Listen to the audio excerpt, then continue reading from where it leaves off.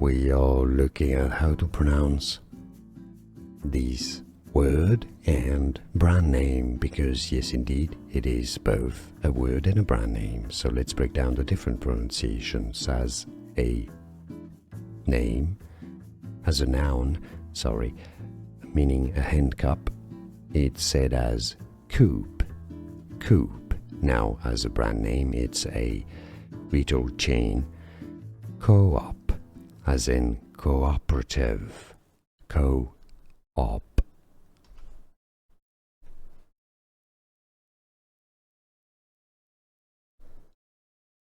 We are looking at how to pronounce this word and brand name because yes indeed it is both a word and a brand name. So let's break down the different pronunciations. As a name, as a noun, meaning a hand cup, it's said as coop, coop. Now as a brand name it's a retail chain, co-op, as in cooperative, co-op.